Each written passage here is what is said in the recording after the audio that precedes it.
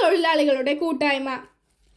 തൊഴിലുറപ്പ് തൊഴിലാളി union UTUC Thiruvananthapuram ജില്ല വർക്കല ഈസ്റ്റ് മണ്ഡലം ചെമ്മരുതി യൂണിറ്റിന്റെ നേതൃത്വത്തിൽ കോവൂർ കൊച്ചുവിള ജംഗ്ഷനിൽ വച്ച് നടന്ന കൂട്ടായ്മ യൂണിയൻ ജില്ലാ പ്രസിഡന്റ് അഡ്വക്കേറ്റ് സമീർ ഫസലുദ്ദീൻ അധ്യക്ഷത വഹിച്ചു. RSP സംസ്ഥാന കമ്മിറ്റി അംഗവും UTUC തിരുവനന്തപുരം ജില്ലാ സെക്രട്ടറിയുമായ ഡോക്ടർ K. ബിന്നി ഉദ്ഘാടനം ചെയ്തു.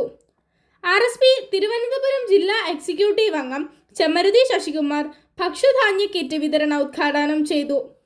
യൂണിയൻ വർക്കല ഈസ്റ്റ് മണ്ഡലം സെക്രട്ടറി സുദർശനൻ കോവൂർ, UTUC മണ്ഡലം secretary Jyothi Babu, RSP east മണ്ഡലം കമ്മിറ്റി അംഗം സുമനസൻ നെക്കാട്, ദേവസ്വം എംപ്ലോയീസ് യൂണിയൻ സംസ്ഥാന വൈസ് പ്രസിഡന്റ് പുലിയൂർ ചന്ദ്രൻ, ശിവപുരം അശോക്, സുബൈർ ഇടമൺനില, വിജയകുമാർ, ശോഭ അനിൽ എന്നിവർ പങ്കെടുത്ത് സംസാരിച്ചു.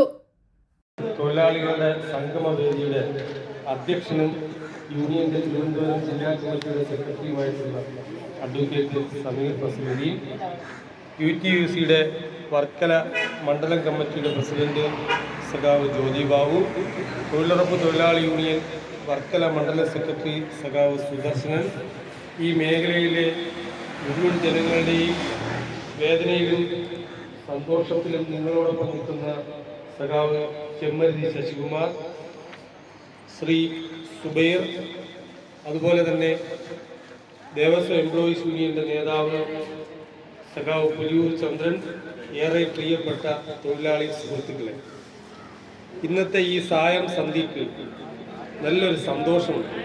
നമുക്കറിയാം, ഇന്ന് ശ്രീനാരായണ ഗുരു സമാധിയാണ്.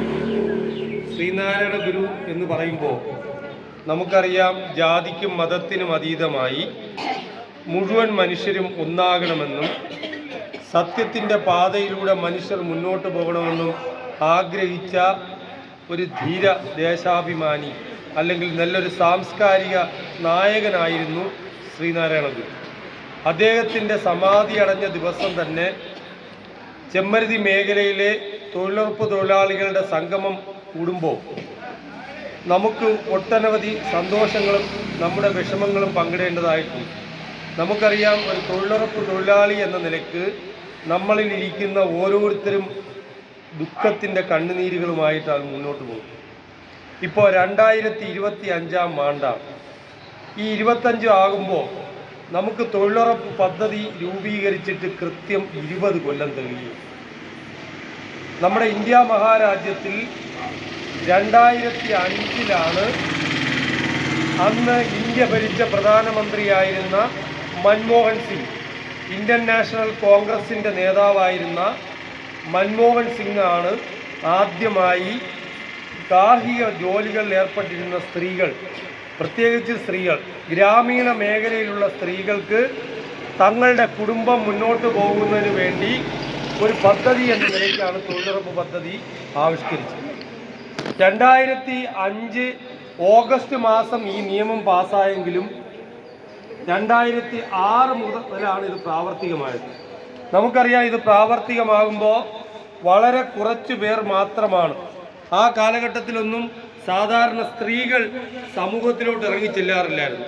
കേവലം സ്ട്രേറ്റ് ഫോർവേഡ്, ചെമ്മരുതി, വർക്കല.